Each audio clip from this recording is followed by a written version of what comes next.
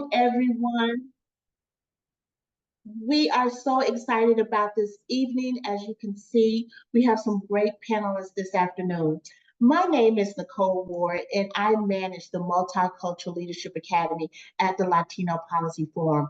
And I am also a graduate of the 2018 cohort. So many of you, we sent out information and invited you to be a part of this conversation because we hear a lot of people have interest in the Multicultural Leadership Academy. So what is MLA? MLA is a leadership program that every year we bring together 24 amazing Black and Latino community leaders to build cross-cultural understanding and to build between our two communities. We have a network of over 300 leaders in the Chicago and suburbs, and we continue to build solidarity between our two communities. In the fall, applications will come out. And so we want to take a moment for all of you all who have interest in the Leadership Academy so you can hear from our alumni. So in the fall, when it comes, listen out and be ready to submit your application. Our alumni are excited to bring together the next 24 cohort for 2025 of diverse people that will represent across race and gender. If you're interested in applying for MLA, we ask that you scan the QR code at the top and submit your information so that you can get updates on when recruitment will begin. The application process is short, so we ask that you do it right away. Now, some housekeeping rules before we get started. At the end of the discussion, you'll have 15 to 20 minutes to be able to ask some questions. However, we do ask that if you have questions, share them in the chat, and we'll make sure that we get to them during the Q&A session. The video is enabled for the panelists only, but we do ask that you still continue to be active by participating in the chat.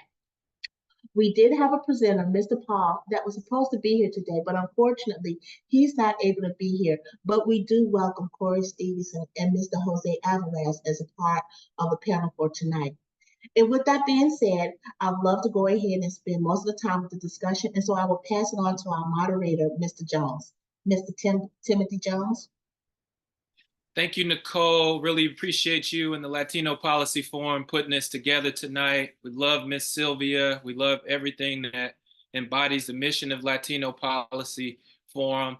Just wanted to let everybody know tonight is a dialogue and not a monologue. So you won't just hear from me. You won't just hear from Cory and Keith. We plan to hear from you at some point. So if you think you're going to sneak off and play Bubble Burst or check your Tinder profile, I need you with me the entire time. My name is Tim Jones. I'm a graduate of the 2019 class. It was a phenomenal experience for me. And you'll hear a conversation tonight about how we all navigated that process, right? We'll talk about what attracted us to the program and to the program. We'll talk about what kept us. I believe it's like a 7 or 8 month process. And then lastly, we'll talk about what we manifested as a result of being in this diverse, unique learning environment. So I've introduced myself. I'm gonna start next with the triple OG, Mr. He already knows who he is.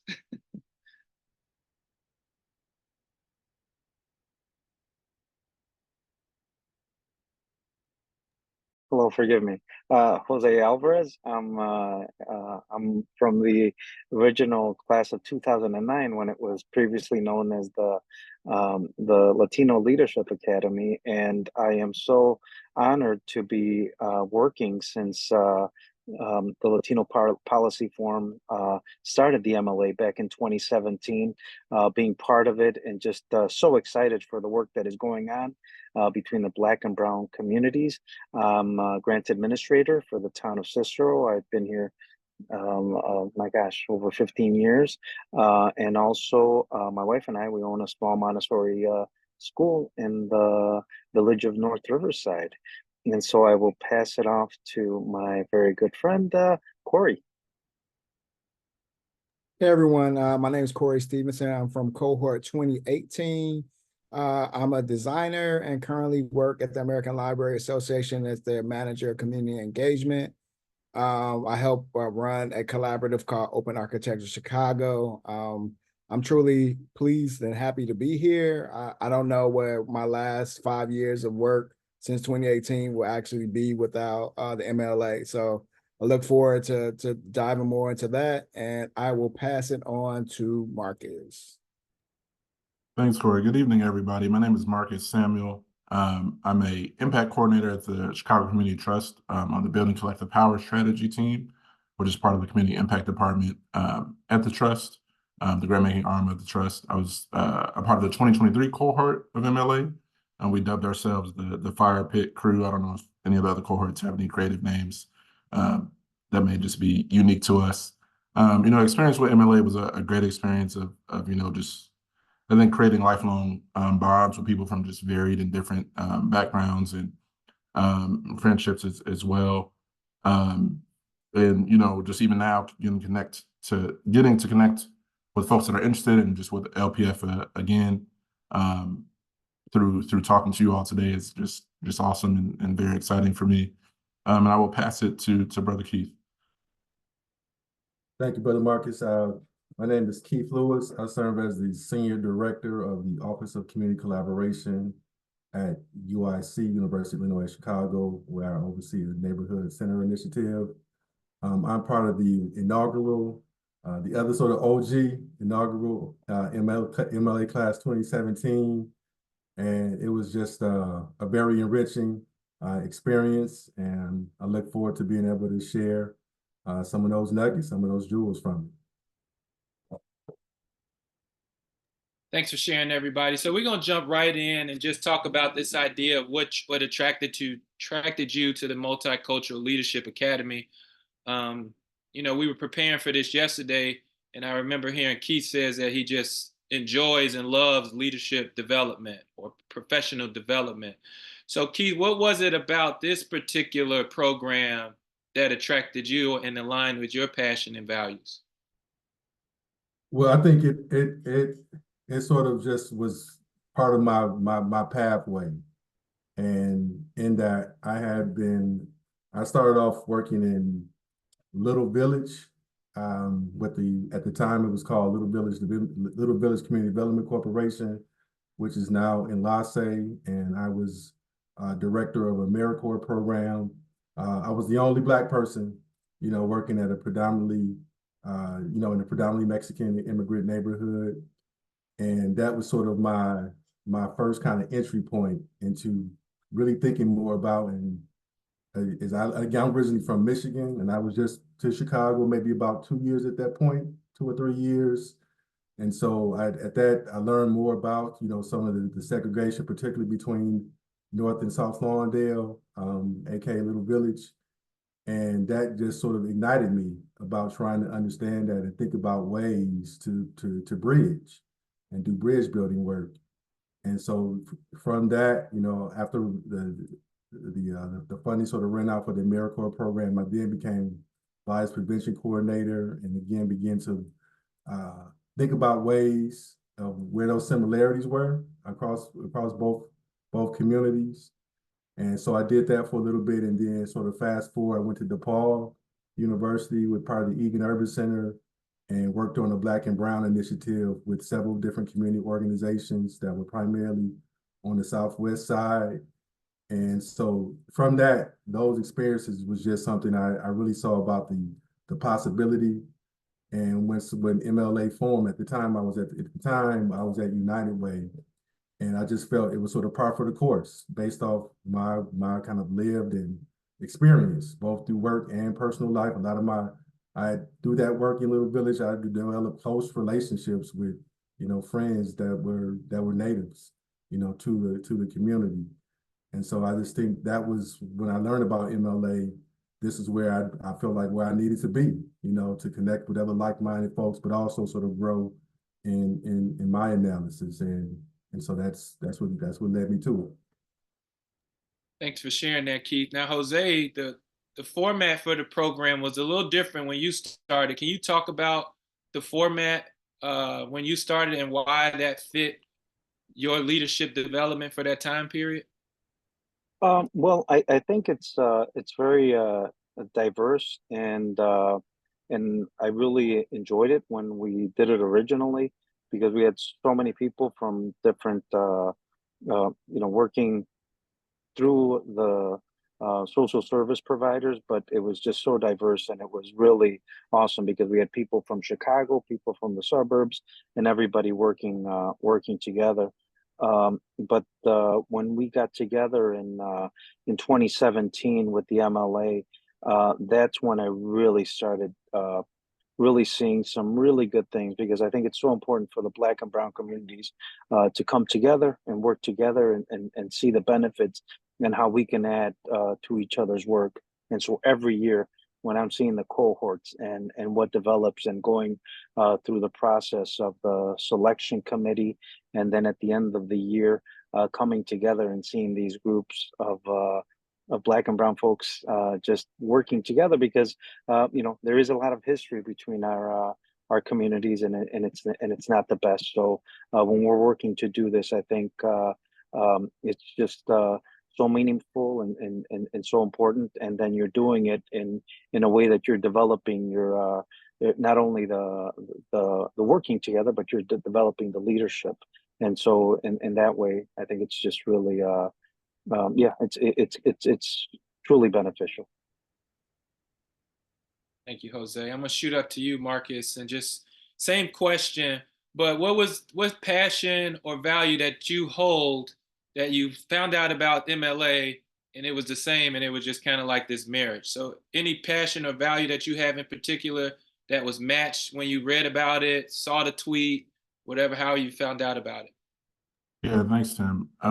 So I think with me, my work, so I think I'm a bit earlier in my career comparatively to our panelists. I'm 31, been working about 8 or 9 years.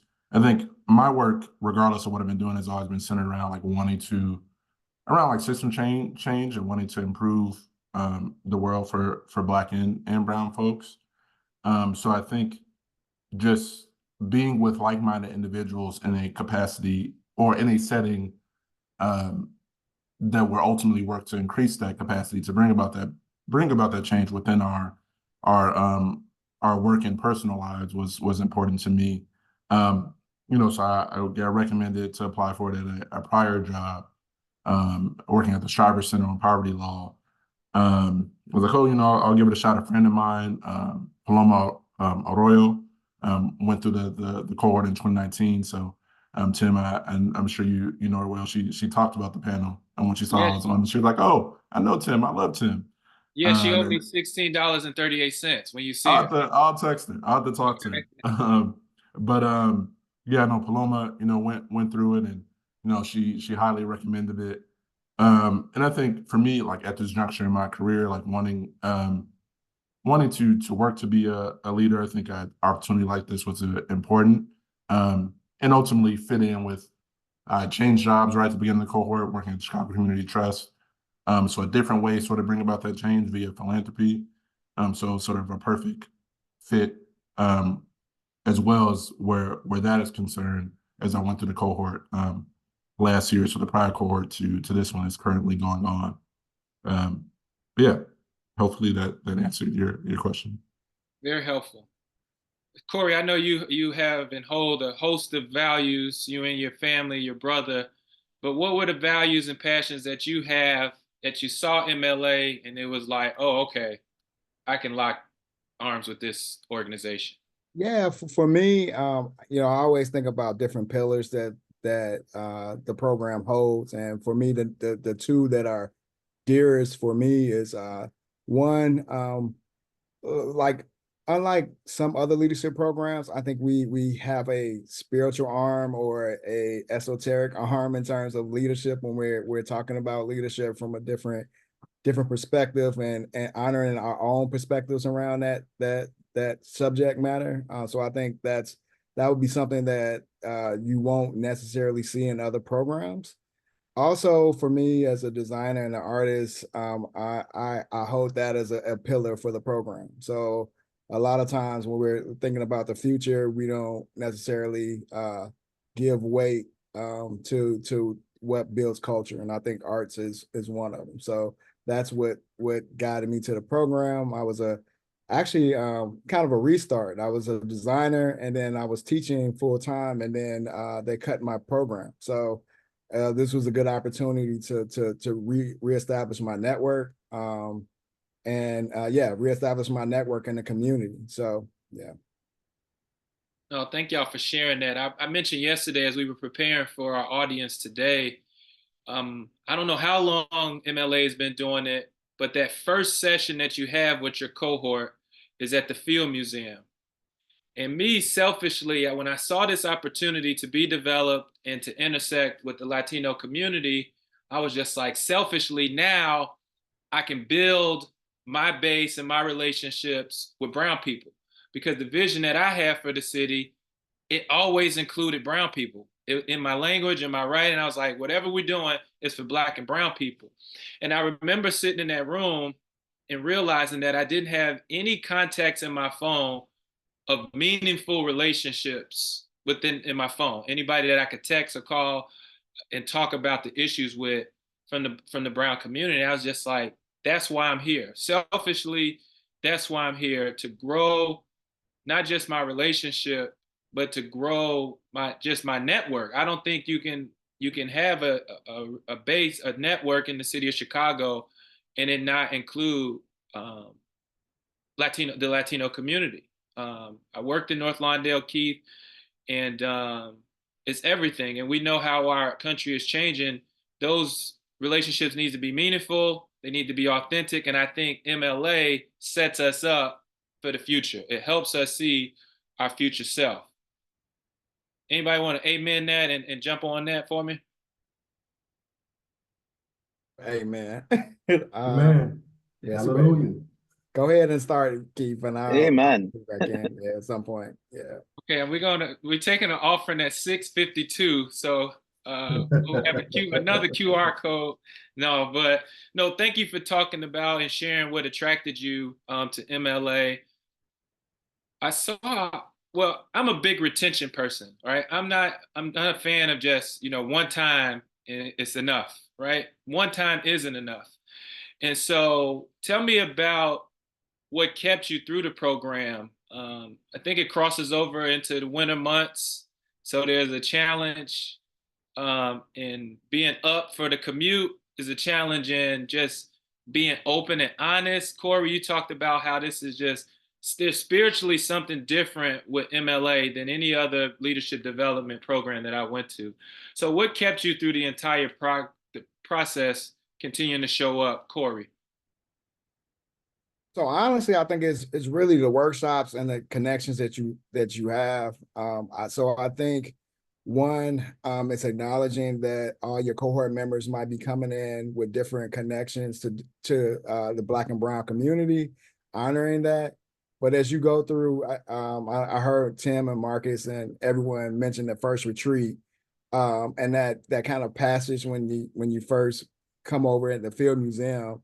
That starts the process of actually building real bonds. And so those bonds translate over this period when it gets the cold winter months. And then when you actually work on your collective project, then that really tests your resolve to kind of hone your leadership, hone your problem solving skills, and probably inner team skills as well. So and I'll leave it at that. Yeah. Anybody else want to talk about it? Why they kept coming back? Yeah, I'll jump in. I think and I've done several leadership programs, but I think for me, one thing, it's always that you change as a result of said experience and process. And I think that's always what I come in with, that sort of intent and perspective. And I think MLA challenged me in ways that it put me sort of like, in some discomfort. I am artistically inclined, but not in the way that we were sort of exposed to some processes within MLA. I can write, but these were things that were more visual, as far as some things. And I was like, whoa, this is not me. But, there was support from others in class that helped. And I think that was one thing that Cory talked about a little bit, was just about, I think that's one of the things that helps. I felt supported and nurtured, from others. And I really valued that. But I think it was very much about this sort of both from what I was comfortable with in doing, but also just in terms of learning. I thought, again, I had some pretty strong experiences working with Black and brown folks, but then there were other folks I was like, wow. And then sort of their analysis and understanding helped me to grow and inform me about things that I then wanted to learn more about and research and explore. And so that's something I really appreciated, being in that space amongst these folks who were all, you know, great in their own way, and being able to sort of to be fed and challenged, you know, about my perspective. So that's one thing I think that is just really rich about being in the MLA, you know, in that experience.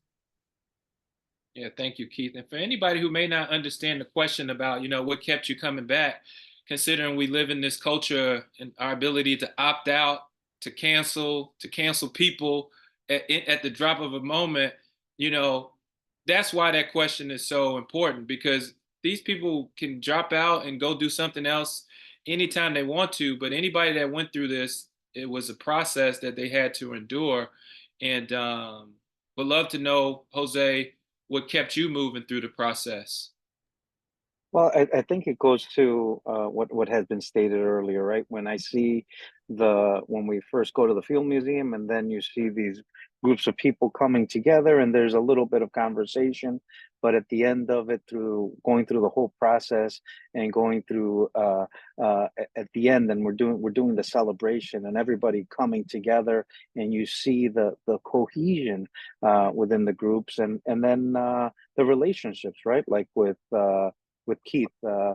Cory provided a space where we had a healing circle, and it was phenomenal. You know, because with Keith, it was that, like you said, the spiritual deeper connection. But then we also worked with the United Way, because Keith was there in the working with the United Way, while I'm a member on the board for the West Suburban. I would say board of advisory board for the United Way, and then and that's important. But also with Cory working, when we worked. My gosh, it's been so long now, Cory, with the work in the census. You know, I'm always so grateful to Cory and his work, how it meant so much for a community like Cicero. There was so much misinformation at that time. It's a hard to reach community, and you know, and I truly saw it unfold as it was happening. We were projected to be below 50%, but then working with Cory and other people, we were able to get it to 57%. And we might think, oh my gosh, 7% is nothing. But I did the figures, and it represents $295 million that are coming into our community of with us working together and doing that work. So there's so much more to be gained from all of this, and so no, I'm very grateful, and that's what keeps me coming back, because I love seeing the results of what happens when we build those relationships. So yeah, just always very grateful, and always so much respect to all of you, because all of the cohort members are just truly amazing people. So it's a true blessing. Thank you. Well, thank you, Jose. Stay in drive for me. I have a question from Dushawn Branch. Thank you for asking this question, Dushawn. How were you able to manage the program, work, and family obligations? And I want to pose this to you, Jose, because you talked about running a school. You have a really strenuous job in Cicero, and I'm sure you have a family and you do well raising your family, but you decided to go through this program too for about 8 months. Well, what happened is, we realized back in 2009, I didn't have the school at that time. So it was a little bit easier to do. Nowadays, I truly couldn't do it. I have 2 full-time jobs. I'm very grateful that my kids are all graduated from college and all have moved out. That's the only reason why I'm able to do what I'm doing now. But yeah, it is a time commitment, but it is well worth it, and very rewarding. But yeah, you do have to be able to be there if you want to get the true benefit of it. Mm-hmm. I will say, the people that I was in the cohort with, all of us were in strenuous but different seasons of our life. We had a sister that was grieving the loss of a husband. We had folks going through separations, divorces. We had people that were raising children, but everybody decided to show up. They made a commitment to be there and to continue to be there no matter what high happened or what low happened. And I think that's what really makes this a real deal community. And so, right, Dushan, it's like anything else. You figure out a way to manage the things going on in your ecosystem, right? Figure out what the tension is and manage it. Figure out what the problems are and solve them if you can. But the goal is forward. And so I think everybody that was in my cohort committed to forward, no matter what happened outside of the place. And things did happen, but folks did commit to moving forward. So that's a good question, Deshaun. Yeah, I just want to hop in Yeah. real quick, Tim. Yeah, so actually, now that I think about it, because I was thinking I'm in graduate school right now, so getting my master's of public policy from DePaul. And I had started it early in the program last year. Yeah, it's just a balance. I mean, actually, to be honest, now currently it's been tough sledding with school and work. I think I got a little bit lucky with starting at the trust and kind of having that window of just getting acclimated that I think in a weird way helped as well to be able to balance like being involved. And it's very manageable sort of in terms of the stuff that, MLA, ask us to partake in during the program. So yeah, just being committed to it and staying engaged to get, the full breadth of what you can get out of it as an individual. And then yeah, just what kept me, I think, to echo the sentiments, everybody, just the community that is very quickly created. Really, I think honestly, based off of that first initial session and certainly the first retreat, et cetera, the community that I think people just, accept you as you are and are appreciative of, personality differences. Folks often talked about me being I talked about being introverted myself. Just for professional differences, whether, we had a guy that worked for the Urban Growers Collective, so working with farming in urban communities, to me at the trust, to whomever somewhere else.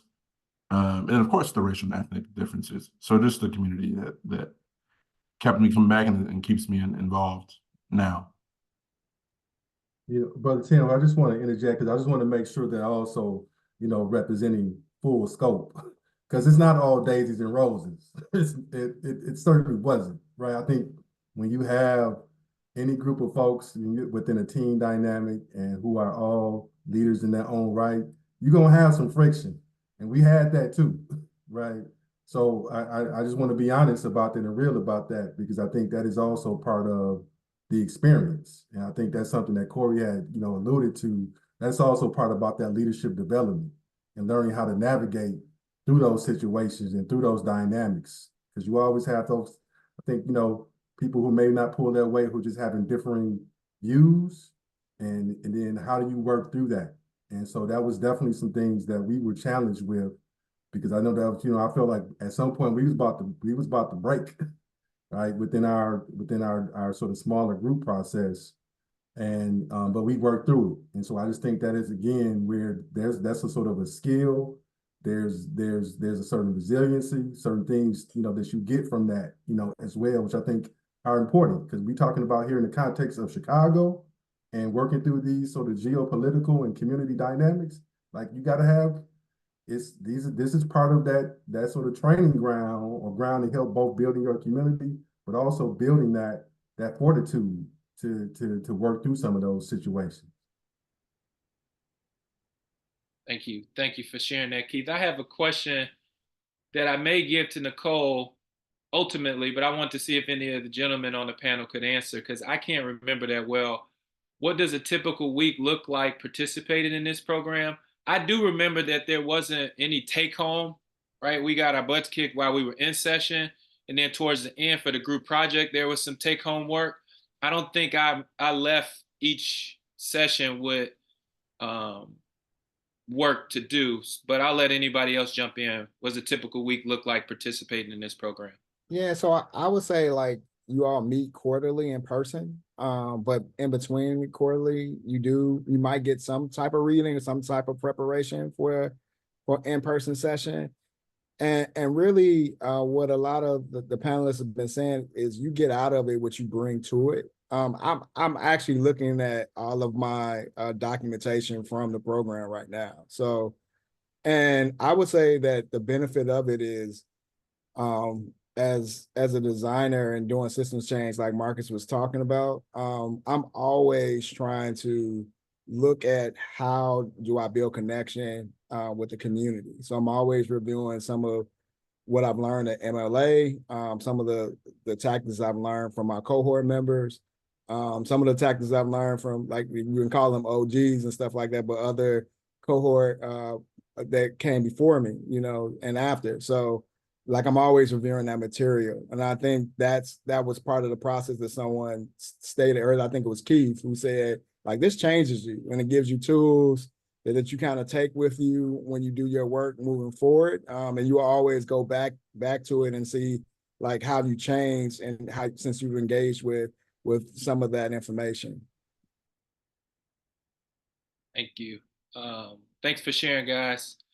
I'm gonna let this anonymous attendee, I'll let Nicole answer that. So just hold tight on that question and I'll let Nicole circle back with all of the specific details about sponsorship and employers and all that stuff. These men don't have the answers for that. They could sponsor you though. They look like they got some deep pockets, but we'll keep it moving forward. Before I go to this next question about, like, what did you manifest as a result of going through this program, I would like to give this advice for anybody entering into this community, in any community that you enter into. Don't enter without any expectations. You should have expectations of MLA. It'd probably be nice to even write those expectations down. It'd probably be even nicer to share those with the people that you become into community with. I don't go into any community without expectations, because I want them to know what I need and I would like to know what they need from me while in community. And so I will just say that if you're planning to enter to this community, have some expectations. Don't just come in and say, wherever the wind blows me, however many relationships I get. No, have exactly what you want from this program. Let me check the questions real quick, guys, and then we'll come back out. I see you, Christy Edwards. We're going to come back to that. Thank you for sharing that, Craig. We still have friction and still continue to show up for each other, right? We don't get to go in this incubator and the world not affect us. Like, we come from the world into these sessions each week or each month. I'll go with Darrell, and then I'll ask my last question to the group. What's up, Darrell Shepard? Thanks for this question. This question is for any panelists. I'll pick who panelists this is for, Darrell. Let me do my job, brother. Considering I'm looking to grow, how did you grow as a leader after participating in this program? This actually is a good compliment to the question that I was going to ask. What about you, Marcus? I heard you say that you was 31 and that we was all 31 like you. I appreciate you. I appreciate you doing that, brother. Yeah. So yeah, I think going through MLA certainly was a empowering, I think, experience to I guess come to understand that I am, like, capable and adequate, and certainly can be a leader in the social, impact or justice, or insert whatever, verb or adjective you want. So it definitely was empowering, for me in that regard.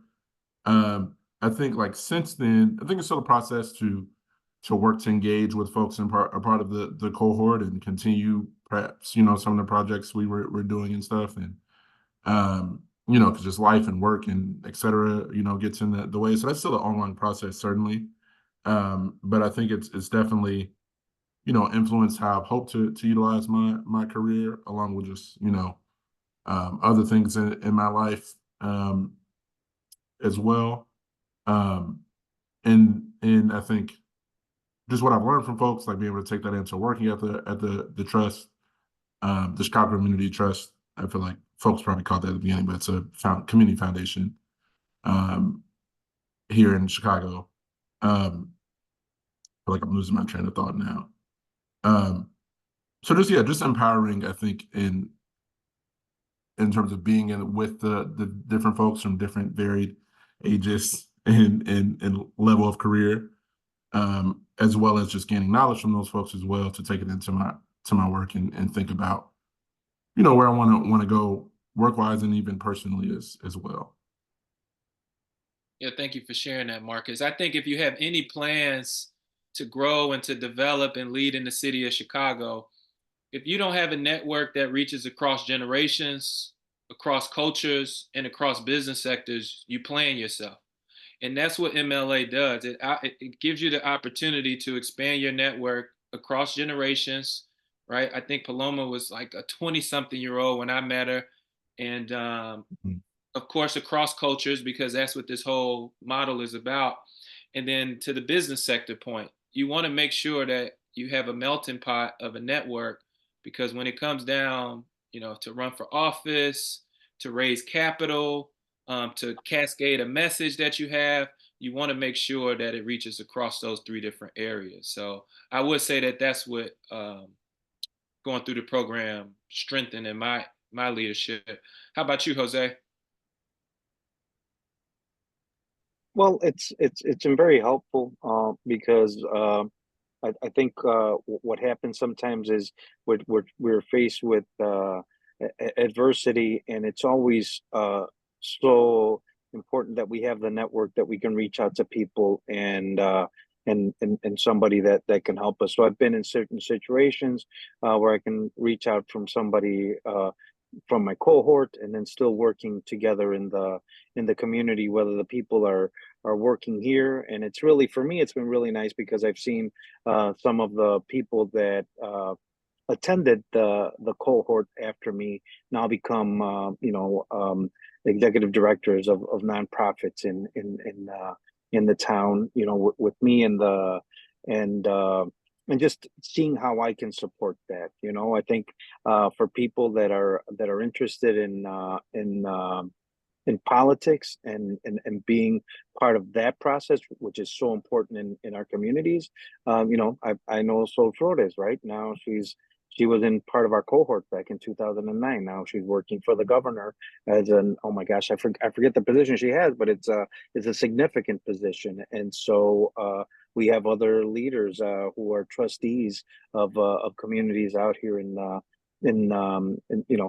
suburbs, and just I think that is so important. And if you want to do something like that and you want that support, I think the Latino Policy Forum through the MLA is somewhere where they want to support that. So they think that policy is very, very important, and elected officials are the ones who affect that a lot for our communities, and they've been very, very successful in getting more and more resources. But we actually need the people there also. So I think for those of you who would think that it's something you might want to look at and be interested in, I think it's also very this is a good place for it. I'm coming to you next, Keith, but Dushan wanted to interrupt this fraternity meeting that we were having and ask the question of, I so appreciate you all, but wondering if will you have any information sessions with women from past cohorts? No shade at all. Absolutely. This is just part one. Part two, I believe, is women, because this cohort is going to be split in half or split in fours or something like that. But no, it will not be all. It's not an all male cohort. All are welcome. How'd you grow through this program, Keith? One or two things that you can remember. I got humbled. During the prep meeting yesterday, I think again, I thought I kind of came in because I had some pretty extensive experience and realized that there's a lot I did not know, as far as historically and policy of things and systemic things that have caused, division amongst Black and brown folks. So that was definitely one thing, was just straight up humility. And I think, from that also, I think though, I'm always just a really passionate person, and I was always very committed to this work. But I think also connecting with other folks who had that same type of fire just ignited me even more, and led to really just trusting relationships that I tap into now. Like, met brother Cory and his twin Craig. Craig was in our class, and those are my dudes. And they always, reaching out about ways just to do collabs and whatnot. And so that's just been a number of other different examples. And so I really, I value, those relationships that were formed, or some folks I did know that were even strengthened, from that. So those would be two kind of big things that I took away from the experience. Great answer. We'll finish up with you with that question from my brother, Cory. For me, I think the biggest area of growth was actually a little bit of what Keith just mentioned. I think we tend to think in black and white that we have gained enough information just to connect with individuals, and for me, just my ability to grow and connect with individuals just drastically increased throughout that particular process. For me, it was more about listening, active listening, and I use those skills. Like Jose mentioned that a little bit. Like my direct role right after that was being a partnership specialist for the Census Bureau, and they would just drop me in communities or give me territory, what I call territory, and I would have to go build those relationships from the mayor all the way down to grassroots organizations. And it was all skills that I kind of picked up from members of my cohort, and then relationships that I gained from the cohort. I can't, what this program is given to me in terms of that, working with collabs with the Park District, different app projects. I just can't, the connections you'll make from this particular cohort, if you're decide to apply, it'll be lifelong and life lasting. So. Thank you, Cory, and thank you, Darrell, for that. Darrell Shepard, thank you again for that question. Before we open it back up to questions, and feel free to continue to let the questions roll in because we're on really good time. And I just wanted the gentleman to speak about, anything specific that you manifested as the result of going through this program. I mean, we heard Jose talk about someone that's working alongside Governor Pritzker. There's a sister in my cohort that ran for state rep and won. And I don't know if those things were manifested during their time at MLA, but the ground was tilled because you were around other people that were, iron sharpens iron. And so I was wondering if you guys had any stories of something that you've manifested since being out of the cohort as a result of a partnership in the cohort. Sylvia, for me, is just a jewel. She's the executive director for the Latino Policy Forum. And she pulled me out of one session towards the end of the program and was like, look, there's a program at the Aspen Institute that's looking for nonprofit leaders from across the world, and I want to send you. I said, you want to send who? And she told me about the process. I think she had went through it many years ago, but I got a chance to go to Aspen and be with like 19 other world nonprofit leaders because of my time just like working alongside other passionate, community-minded, growth-minded people. And I had no idea, Aspen was never on my travel list. It's 4%, 2% Black in Colorado, Aspen, and all that. It wasn't on my travel list, but I grew as a leader as a result of that program. I gained some international friends and further expanded my network. And none of that would have happened had I not been introduced to the Multicultural Leadership Academy. And so I've never told anybody that.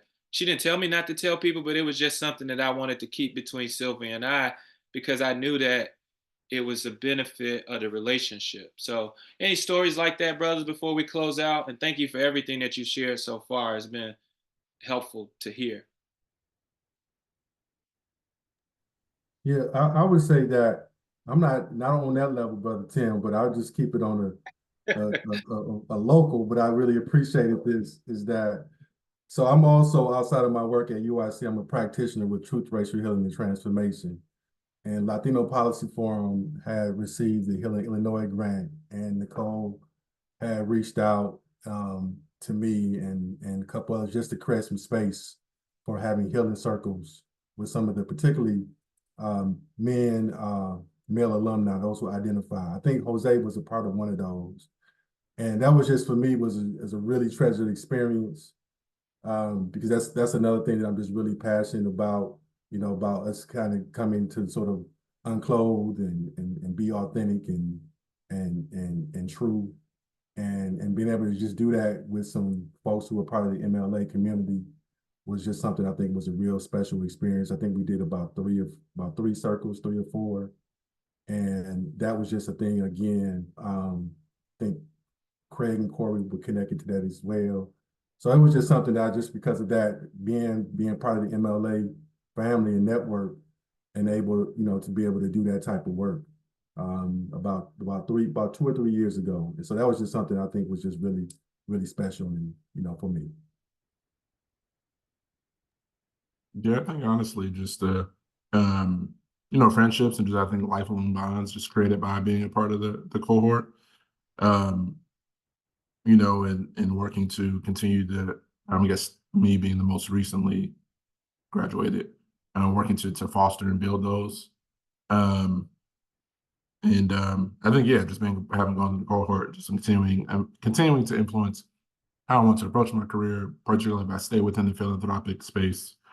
And then, yeah, it's a small world. You take part of MLA, you just are connected to so much stuff. It's like the trust, I guess, in transparency, the trust helps to fund the program. So I actually didn't know that when I joined the trust. And I was like, that's cool. And then before we started, I was talking to Keith. Keith used to work with my boss at the trust. And then Truth, Racial Healing, and Transformation is an initiative that's at the trust. So I know the folks are part of. So just all of that intertwining, intermingling of who you come to know, who you already know from outside the space is just a really cool thing to just come in with, but then also manifests and happens when you leave as well. So that was just a cool realization, just sitting here in real time. I have to talk to my boss tomorrow and let her know I was on this panel with Keith. And yeah, I don't know. I just felt compelled to share that. I don't even know if that was answering the question. Yeah.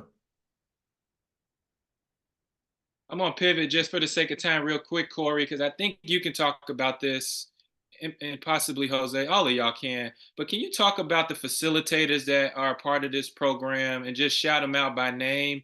Because what they pulled out of us, I think only they could have pulled out of us and got the depth that they got from us. Can you just shout some of them out?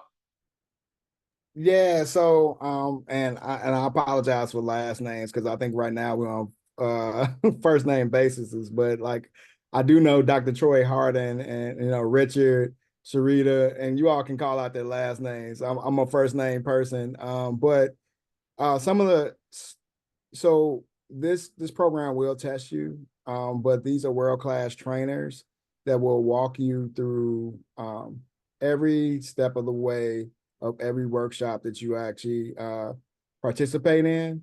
Thank you, Nicole, because I'm and Sylvia. Sylvia, I just she's the leader, so I don't even consider her a trainer, but she does train. So you will get trainings from her as well.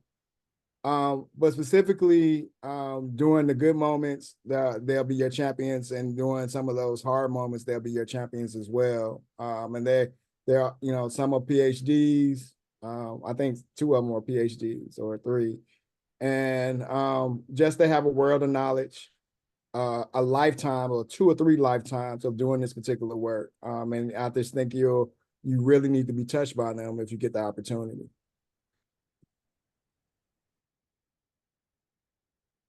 Anybody else with anything to include? Yeah, I will. Yeah, I think they're listed on on the chat and with Sylvia and with Richard and everything. But I'm going to digress a little bit because it shows you the level of training. But then going back a little bit to what you're talking about, Tim, and the impact. During the civil unrest in 2020, it was hard everywhere, but here in Cicero, we started. It started in Berwyn with the North Riverside Mall, and then it started changing over, and we had a couple of really rough days here in Cicero, and it looked like it looked like it was scaling up.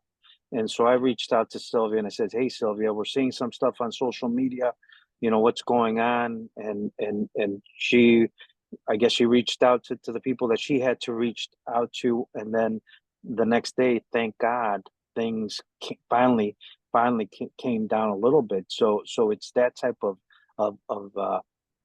impact, right? You have the training, which is really solid, but then when we need to get things done, we have to get it done, and so that's the part of it, and I'm so grateful for that. But yeah, the training is phenomenal, really, yeah, very good. Thank you, Jose. Thank you, Cory. We're at 6:52 right now. It'd be a shame if I didn't plug the next session, June 20th. Be on the lookout for all the communications that come out from Latino Policy Forum for all the details to that. I'm sure the panel will be just as great, even better than this panel, because women always do it better than men. It's just the way that God created it. So if you came tonight and was expecting to see some women, feel free to just come back on June 20th. And I'm trying to pull something up right quick for you. But yeah, any last minute, I'm gonna put everybody on the 24-second shot clock, starting with you, Marcus. Any last nuggets of information for they got in? Let's just say the individuals on this applied, they had a great interview and they got in. What's your 140 characters of advice to them? Yeah, just be yourself. If you're a quiet or introverted person like myself, that's fine and that's accepted, but you'll become comfortable and engage with all the folks across the cohort. And it'll just be a joyous, good time. I see this question from Susan. And Nicole perhaps maybe to answer this as well. I don't know that there are any formally facilitated by LPF, networking events when it comes to the cohort. I at least don't recall any off the top of my head, but folks certainly stay connected afterwards after we're done and connect with each other, whether it's just some casual fun stuff, going to a Sox game, I think a Bad Birdie concert, some folks are part of our cohort went to more sort of formal networking, just reconnecting again. But yeah, just be yourself. 24-second shot clock, Cory. I would just say once you're in, start putting it into action. These lessons we're learning is for the future. So anything I was learning, I was putting into action out in the streets and my projects, but also with my students. They got every bit that I got during that period and afterwards. So it's for the future. This stuff is not for only us. And I say, yeah, put it to action as soon as you get it. Jose? Yeah, I just think that it's important if you have questions, if you see that, oh wow, I want to see more about this, apply, and you will see what it means, because obviously you're here because you're intrigued about leadership development, and I recommend go for it. It will only be a benefit for you. And yeah, you will be tested. It's going to be challenging, but it's going to be so rewarding because yeah, it continues to be a benefit for me even after all these years. So I'm very grateful. Keith, you get the final word with respect to the panel. Oh man, okay. I would just first of all, I would echo Brother Marcus as far as just bring yourself, bring your authentic, holistic self. At the same time, check your ego, right? I think there's an aspect, as I said from my own experience, of humility And I think that is where you can also puts you in a position to build those trusted relationships and to learn. So I'll leave it at that. All right, I'm going to cue Nicole. Thank you, brothers, for your insight, your stories. I hope all of our audience gained something from this and that it encourages them to apply, to invite others to apply, bring a buddy with you through this process. And we wish you all the best. Nicole, would your lovely face just appear on the screen for us and take us home? Lovely face just appear on the screen and take us home. Yes, I am. I'm trying to. Here I come, Tim. Okay. So right now my video is not working, but you all can hear me. Hopefully, okay. I just want to say thank you all, Marcus, Keith, Cory, Jose, and Tim. You do an amazing job with moderating. So I just want to give a hands off to you all, and to you all who are a part and watching and listening. It was very intentional that we asked these brothers, my brothers, to be a part of this because we know that these non-for-profit world is very dominant, female dominant. And so we wanted you all to know that we have men, Latino and Black men that are in these spaces, and they're doing amazing work. And as Keith said, they're bringing their whole self to this leadership program. And so I definitely want to take the time to highlight, and it's not just them, it's like all of our men who come through this program. But I wanted you all to get a glimpse of who is in our program, what they stand for, what they believe, and how they show up even when they are no longer a part of the current cohort. And that speaks in volumes. And so again, I just want to say, if I don't say it enough, I appreciate you every day, all day, for who you are and what you do in our communities and with your families and how you represent. So I can't say that enough. And I also want to give a big shout out to Graciela and Miguel, who were instrumental in helping us put this together. So thank you guys so much. For all of you all who have additional questions, I am available. You may reach me. I put my email address in the chat and I will do it again so that you can reach out to me and ask those very specific questions because I know we're running out of time. But I just want to remind you that if you are interested and you see yourself as being a part of MLA, please scan the QR code and fill out the information. We so look forward to hearing from you. And if you have questions, reach out to me. And again, as Tim said, our next session will be on June 20th, and we have the honor or privilege of having 4 to 5 of our female alumni be a part of that discussion so you can hear from our female participants. And a part of me, Tim, agrees with you. Females, ladies, we do run the world.